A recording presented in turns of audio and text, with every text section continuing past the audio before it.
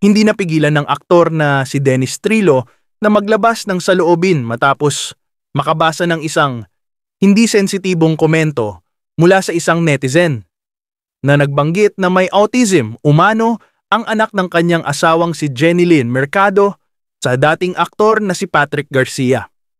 Matatandaan nitong isang araw nang ibinahagi sa social media ni Jenilyn Mercado ang masayang bonding moment nila ng anak na si Jazz at Calix na anak ni Dennis sa beauty queen na si Carlene Aguilar.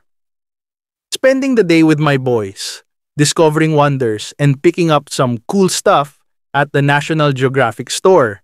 Captions ni Jen sa ibinahaging video. May isang netizen na nagkomento ng parang may autism anak ni Jen na sinagot naman ni Dennis ng may problema po ba kayo sa may autism? May nagkomento pa ng parang malamya. Muling bumuwelta si Dennis. Aniya, wow, hiyang-hiya naman ako sa pagmumukha mo. Bagamat hindi madalas nagsasalita si Dennis sa social media tungkol sa mga personal na issue, agad siyang nag-react sa komentong itinuturing ng marami bilang walang respeto at insensitibong pahayag. Lalo na at tumutukoy ito sa isang menor de edad. Hindi nagdalawang isip na ipinagtanggol ni Dennis ang kanyang pamilya, lalo na si Jazz, anak ni Jenilyn, sa anumang uri ng panghuhusga mula sa publiko na maaring makasakit sa damdamin ng bata at ng kanilang pamilya. Maraming netizens ang agad na nagpakita ng suporta kina Dennis at Jenilyn. At kinondena rin ang netizen na nagkomento ng hindi kaaya-aya. Pinuri rin ang pagiging mapagprotektang ama ni Dennis at ang paninindigan niya para sa dignidad at kapakanan ng kanyang pamilya. Ignorance ang tawag dyan.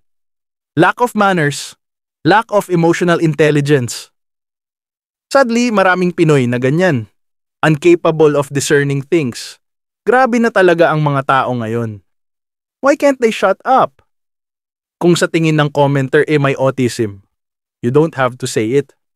I was taught to shut my mouth kung wala din naman magandang sasabihin.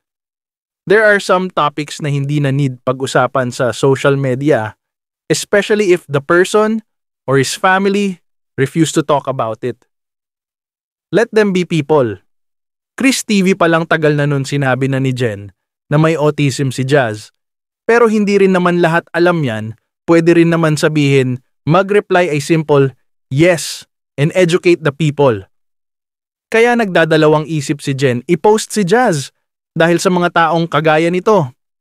Tapos maghahanap mga tao hindi fair ang trato kasi yung isa madalang i-post. Ang ilan sa mga naging komento ng netizens.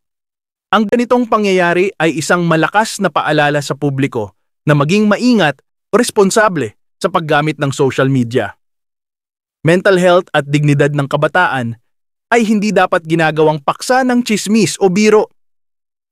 Higit sa lahat, ang mga batang may special needs, kung mayroon man, ay hindi dapat ginagawang target ng mapanirang komento. Sa huli, ipinakita ni Dennis Trillo ang pagiging huwarang ama at asawa na handang tumindig upang ipaglaban ang karapatan at dangal ng kanyang pamilya.